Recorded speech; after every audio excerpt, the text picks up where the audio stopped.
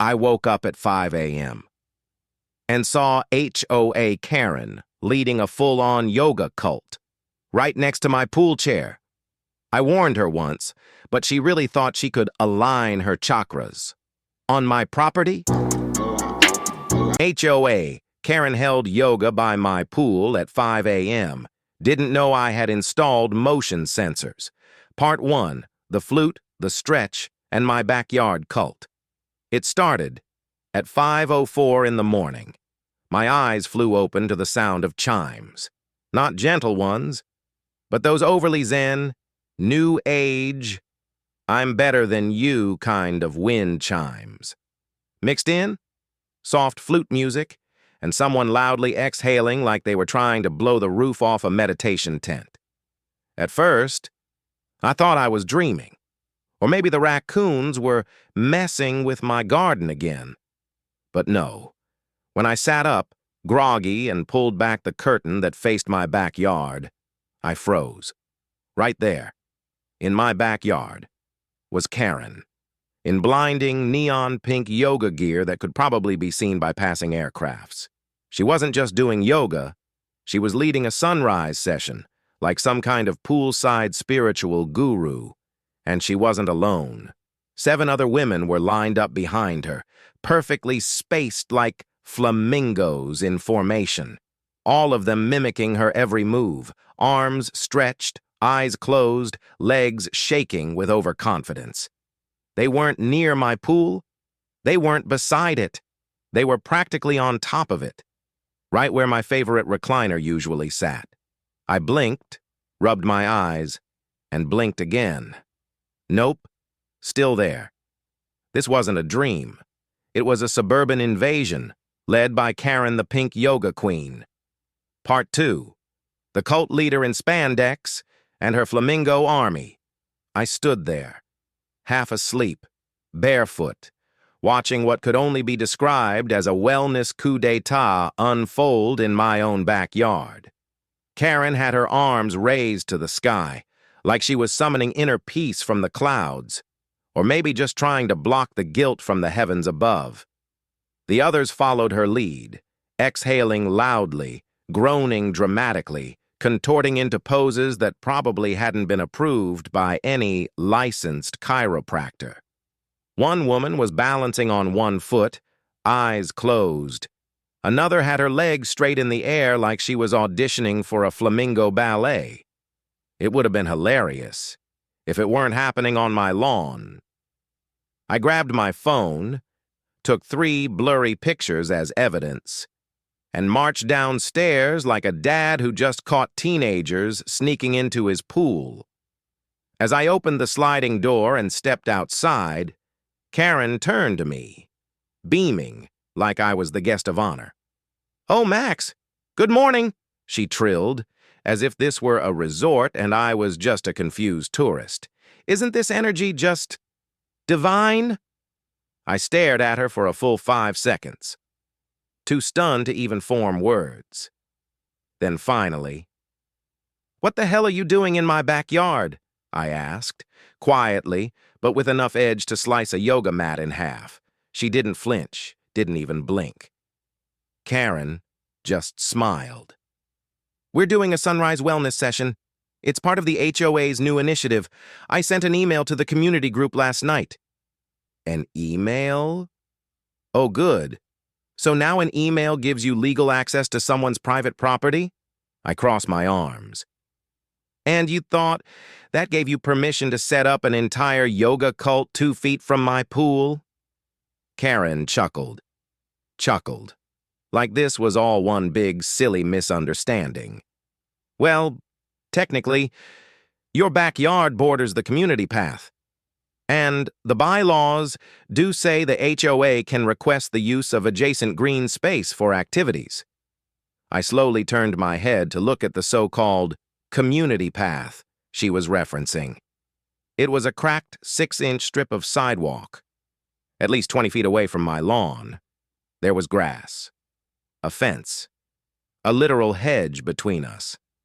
Yet somehow, in the twisted dimension of Karen's mind, That meant she had full access to my backyard like it was a public park. I took a deep breath. Calm, centered, dead serious. Request usage, Karen. Not seize it. Not without my permission. She waved her hand dismissively like I'd just interrupted her sacred journey to inner bliss. Max, you're being so negative. You should join us. This is about community harmony. I squinted at her. Then restore it somewhere else. Part 3. The pamphlet, the positivity, and the power shift. Karen, unfazed as ever, bent down and plucked a folded pamphlet from her yoga mat like it was some sacred scroll of suburban law. She held it up to me as if it were Exhibit A in the case of Karen versus Common Sense. It's all in the HOA wellness bylaws, she said, in that chipper tone that made every word feel like a veiled threat dipped in honey. We're promoting healing, Max. You should really consider coming next time. I scanned the paper. It looked like she'd printed it herself. Comic Sans, floral borders, and all. Not exactly what I'd call binding legislation. Before I could say anything, one of the other women, let's call her Lisa the loud breather, interrupted from Downward Dog. Some people just hate positivity. Another one chimed in, without even looking up. You should be grateful, Max. Not everyone gets vibrational realignment energy at 5 a.m. I took a deep breath. And another. I had options. I could yell. I could call the cops. I could make this ugly. But then, something inside me clicked.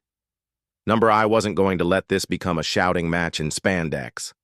I was going to do something better. Something precise. Quiet.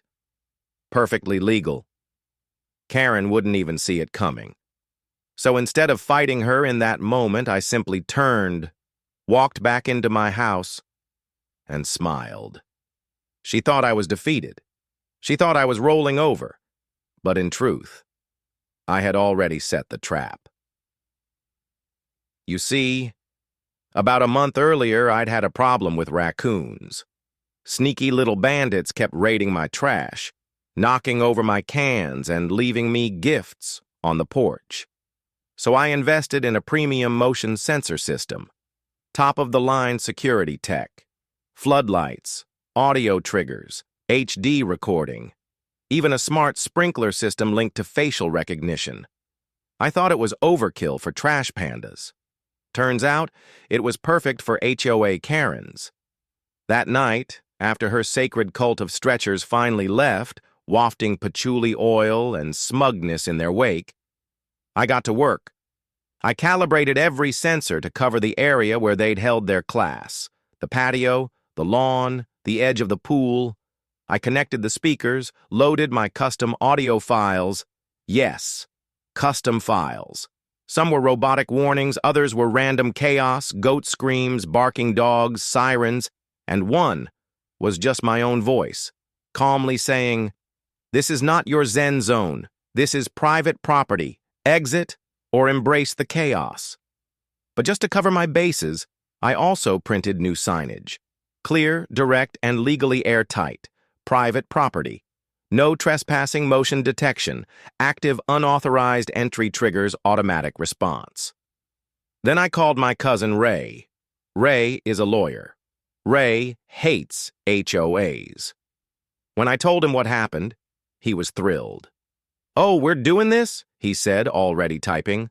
"I'll have a cease and desist drafted by sunrise." And with that, Karen's yoga fantasy was about to crash headfirst into reality. Part 4. The sirens, the sprinklers, and the screams. I barely slept that night, not from worry, oh no, but from pure anticipation. The system was ready, the sensors were calibrated, the audio triggers were armed. My backyard had officially transformed from a peaceful suburban retreat into a high-tech anti-intrusion battlefield. I even named the setup Operation Namaste No More. At exactly 4:45 a.m., Babudra, my alarm rang. I didn't hit snooze. I didn't even need coffee. Adrenaline was flowing faster than espresso. I threw on my robe, grabbed my phone, and crept downstairs like a kid on Christmas morning. Except instead of gifts under the tree. I had security footage queued up and ready to roll. At 5:01 a.m., the side gate creaked open. And there she was, Karen. Same blinding yoga outfit, same smug energy. Behind her were 6 other women, dragging rolled-up yoga mats and water bottles, whispering like they were about to perform a sacred ritual.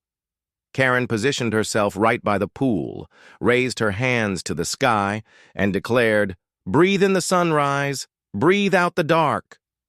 She didn't even finish the sentence, because at 5:03 a.m., the motion sensor activated, and that's when all hell broke loose. Step 1. The lights blazing red floodlights exploded on, pulsing like a police raid, aimed directly at the yoga zone. The women shrieked. Karen froze mid-stretch, eyes wide like a raccoon in headlights. Step 2. The siren. Intruder alert. Trespassers detected. A robotic voice thundered through the hidden speakers, echoing off the fence like Judgment Day had arrived. One woman dropped her mat and bolted for the bushes. Another screamed, slipped, and landed flat on her backside. Step 3. The water sprinklers burst from all sides, high pressure, cold, and unrelenting. Water jets blasted across the lawn like fire hoses, drenching yoga leggings, knocking essential oils out of hands, and turning downward dog into a full-blown water slide. The women scattered, slipping and sliding like panicked seals across my tiles, and just when they thought it couldn't get worse. Step 4. The goat screams. That's right. Out of the Bluetooth speakers came the unmistakable shrieks of a very angry goat, followed by my voice, calm, collected, and devastatingly smug. "This is not your Zen zone. This is private property. Exit immediately, or embrace the chaos." Karen, dripping wet, hair plastered to her face, mascara running, stomped up to my back door and began pounding on the glass. "Max, you maniac! Turn this off!" I stood inside, sipping from a fresh mug of coffee, watching her tantrum through the window like it was a nature documentary. Instead of responding, I tapped one more button on the app. Opera music, full volume. One of the women lost a wig in the chaos. It floated into the pool like a sad sea creature, swirling in the aftermath of battle. Karen backed away from the door, sputtering, soaked, and defeated. One of her followers muttered, "I told you this was a bad idea." Another yelled, "He's crazy!" The whole group fled through the side gate, dripping wet, humiliated, and no longer feeling very aligned with the universe. I turned off the system, took another sip, and let out the longest, most peaceful exhale of my life. Part 5. The fake fine, the Facebook fame, and the cease and desist by 8 a.m., I was already 3 sips into a victory latte when my phone buzzed like it had something juicy to say. Notifications, dozens of them. Karen, or more accurately, one of her soggy followers, had uploaded a blurry video of the sprinkler chaos to Facebook. Caption: "This is how our neighbor treats peaceful women trying to meditate." But the comment section? Oh, that was the real treat. Laughing emojis flooded in like a tsunami. "Play stupid yoga, win stupid prizes." Bro turned his backyard into a boss fight.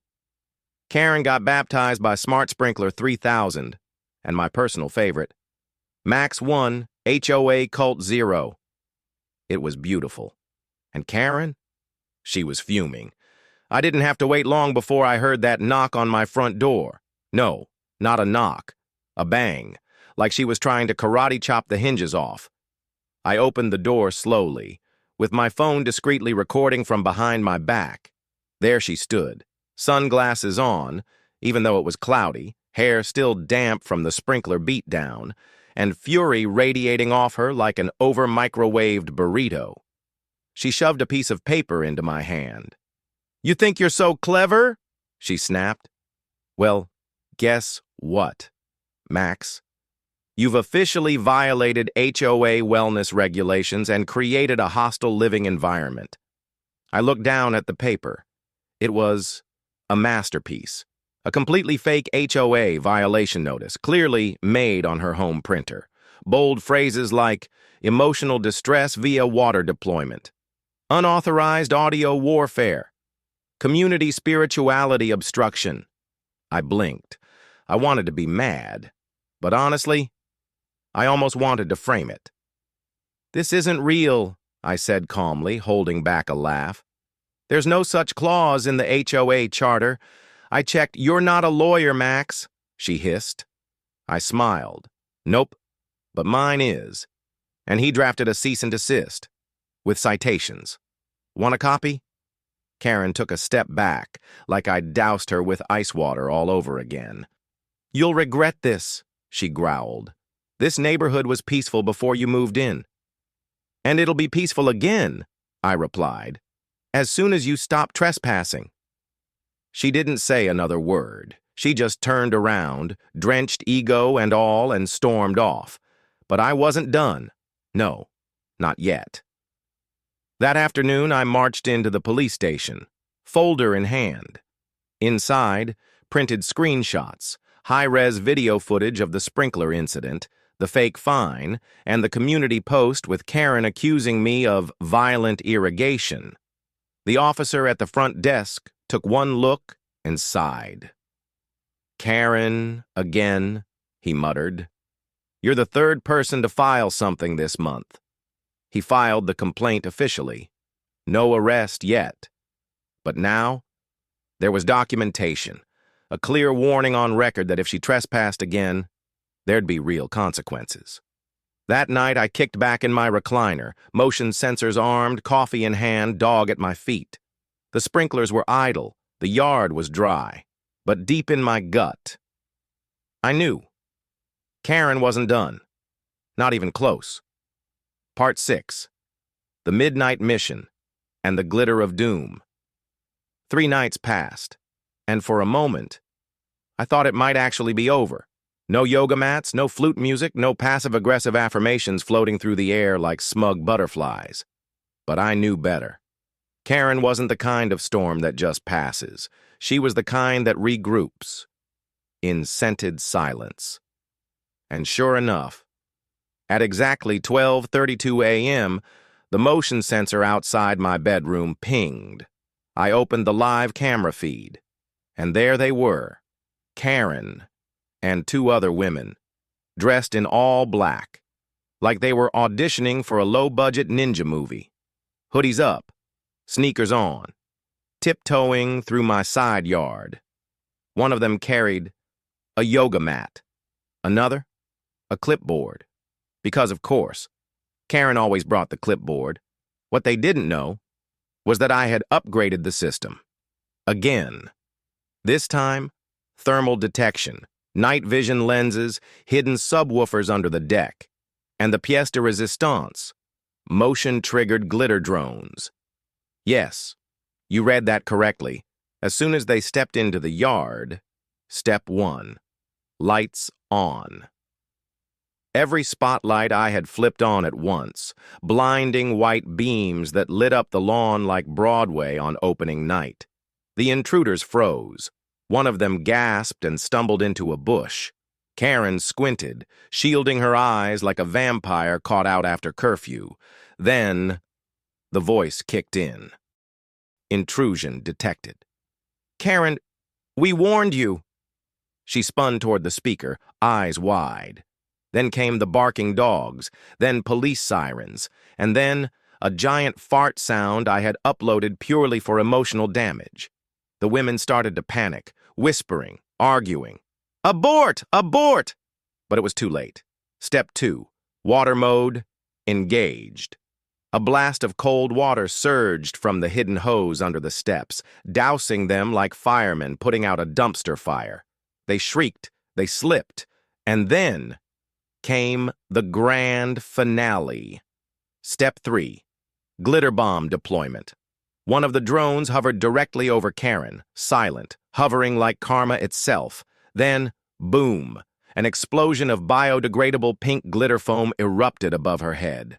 Raining, sparkly chaos down on her hoodie, her hair, and possibly her soul. She screamed, "I have sensitive skin!" and tried to run, but the walkway had been misted earlier, just enough to make it slick. She slipped spectacularly, legs up, glitter flying, and landed flat on her back with a splat that echoed across the neighborhood. I called the police immediately, gave them live video access through the app. They arrived just as Karen was trying to climb over my fence like a slippery raccoon. The officer stepped out of the cruiser, looked her up and down, drenched, glittery, fuming, and sighed. "Karen," he said calmly, "this is your third report.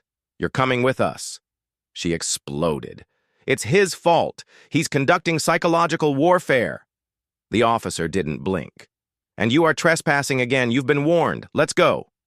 They cuffed her right there on the sidewalk, in soaking, wet pajamas, covered in glitter, screaming about weaponized moisture and emotional sabotage. And the best part? Half the neighborhood saw it. Someone even filmed it. Within hours, a video titled, "Glitter Ninja Karen Gets Arrested at 12:30 a.m." was circulating in 3 different Facebook groups. And suddenly, Karen wasn't just a problem. She was a viral moment. Part 7. The meme, the meeting, and the HOA meltdown. By the time the sun came up, the entire neighborhood had seen the footage. Karen, in handcuffs, glitter in her hair, screaming about surveillance-based oppression. And the internet? Oh, it was thriving. Someone had uploaded a slowed-down version of her glitter explosion with dramatic orchestra music in the background. Another made a remix of my speaker message, "This is not your Zen zone. This is not your Zen zone," dropped over a dubstep beat. Even TikTok got in on it. The tag number sign, Glitter Karen, was trending, and comments poured in. "I need Max to secure my backyard." "Bro turned his property into a level 5 boss arena. Give this man a HOA badge and a flamethrower." But you know who wasn't laughing? Karen. At 8 a.m. sharp, she was removed from every HOA group chat. At 9 a.m., the HOA board issued an official statement. Karen has been suspended indefinitely from all HOA responsibilities. Her actions do not reflect the values of our community. By 10 a.m., Brian, one of the few sane board members, knocked on my door. He was holding a letter and looked like a kid who had to hand back the class pet after it bit someone. "This is a formal notice," he said slowly, confirming that Karen's recent behavior has violated multiple HOA guidelines. I opened it. Glorious. It declared, her previous fine, nullified. Her HOA authority, revoked.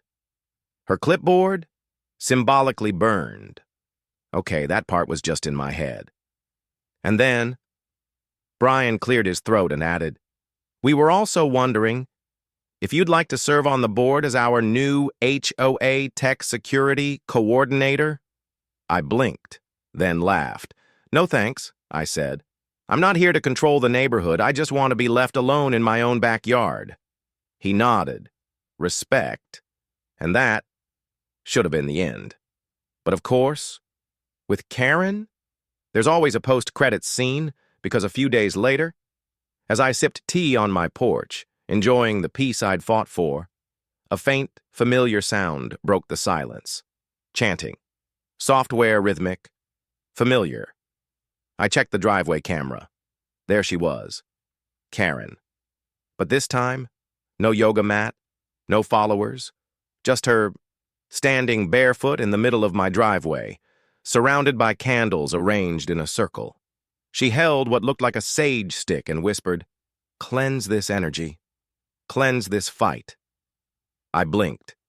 She had officially entered her Witch Karen arc. Part 8. The Sage Stick, the Glitter Foam, and Namaste No More.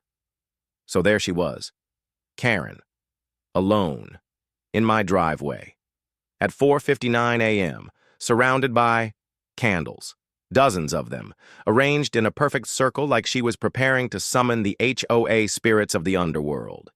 She had no yoga mat this time, no backup, just a sage stick in one hand and a clipboard under her arm, because obviously spiritual alignment must be documented. She began muttering something about cleansing energy, reclaiming peace, and disruptive neighbor vibrations. It was weird and quiet. She was trying to bypass the motion-activated noise sensors by staying calm. No chanting, no stretching, just creepy driveway meditation. If I interrupted her, she'd probably claim I was violating her right to personal spiritual expression. But what Karen didn't know was that I'd already upgraded the driveway, too. Motion sensors, installed, compressed air jets, hidden in the bushes, drone-mounted biodegradable glitter foam, primed, pre-recorded drive-through style voice lines. Oh, very ready. I pressed one button. Phase 1. Lights. 4 floodlights snapped on, angled perfectly to blast her in the face like the sun had decided to descend from heaven early. Karen staggered back, eyes squinting, clutching her clipboard like a holy relic. One of the candles blew out. She spun around, startled. Too late. Phase 2. The announcement. From the hidden speaker in the flower bed, welcome to Max's driveway meditation experience. Today's lesson: respect, private, property. Karen's jaw dropped. The sage stick, caught by a blast of compressed air and launched 10 feet into a hedge like divine judgment, had slapped it from her hand. She screamed, "You can't do this to me!" Oh, Karen. I already was. Phase 3. Glitter drone.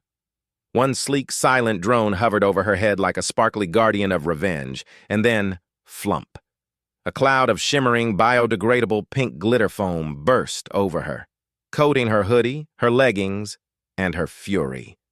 She tried to run, but I had lightly misted the driveway an hour earlier. Just enough. She slipped, splat, legs up, glitter everywhere. It looked like a unicorn had exploded on her soul.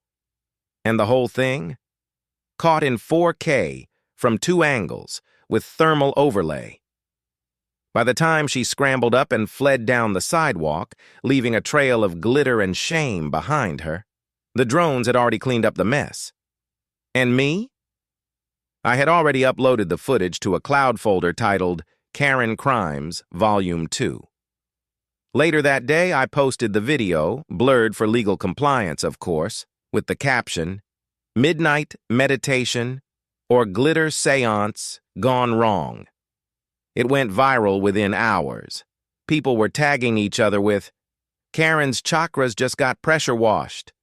Bro added a boss level to his driveway. She came for peace and left looking like a disco ball." Even local news picked it up. Headline: Neighborhood Dispute Turns into Sparkly Performance Art. But it wasn't the fame that mattered. It was the knock I got that afternoon. Brian, the same HOA board member who had previously offered me a spot, was back. He looked relieved and slightly afraid. "This," he said, handing me an envelope, "is to inform you that Karen has been permanently removed from all HOA activities." I opened it. It was beautiful. Official letterhead, board approval. Her privileges revoked, all fake fines nullified. And the best part? Due to your exemplary defense of property rights, we are offering you the title of HOA Technology Advisor. I declined. "I'm not here to join the HOA," I said. "I'm just here to survive it." He laughed and left. But even with Karen officially stripped of power, something told me she wasn't done. Not yet. Part 9. The final act and the last namaste. For a full week, it was quiet. No yoga mats, no candles, no essential oils wafting over my fence like passive-aggressive perfume. Karen was silent. Too silent. I didn't trust it. Every time I walked past my sensors, I half expected to hear a gong or see her face pressed against my hedges, whispering something about inner alignment. But instead, nothing. No group chats exploded. No HOA letters arrived. The neighborhood was so peaceful. I almost missed the chaos. Then, on the 8th day, I woke up early, not because of chimes or chanting, but instinct. I sipped tea on the back porch as the sun crept over the fence. Birds chirped, wind rustled the leaves. Then, a sound, a soft rhythmic murmur coming from the front yard, not the backyard this time. I checked the driveway camera feed, and I swear, my soul sighed.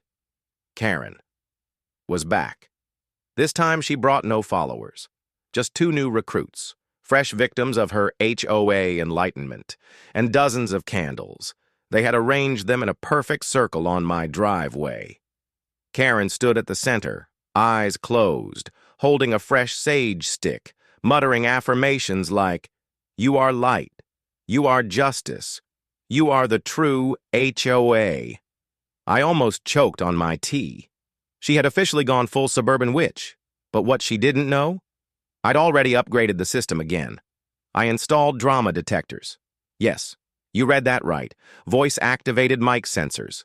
If anyone whispered the word Karen, or yoga, or even bylaws within 15 feet of my yard, the system would respond. I grabbed my phone and hit go time. Step 1. The sun awakens. Blazing white floodlights snapped on instantly, right over her candle circle. One of her new recruits screamed and fell into the bushes. Karen flinched like a vampire caught mid-ritual. Step 2. The voice of doom. From my speakers. Calm, robotic, and direct. Welcome to Max's Driveway Meditation Experience. Today's lesson, consent. Karen gasped. The sage stick caught in a custom-programmed airburst and launched skyward. She shrieked again, but it wasn't over yet. Step 3, drone strike, final form. One last drone, hovering directly above her, deployed a biodegradable glitter foam cannon. Boom! A pink cloud exploded, raining shimmer down like a unicorn's final curse. Karen tried to run, but the driveway lightly misted in advance.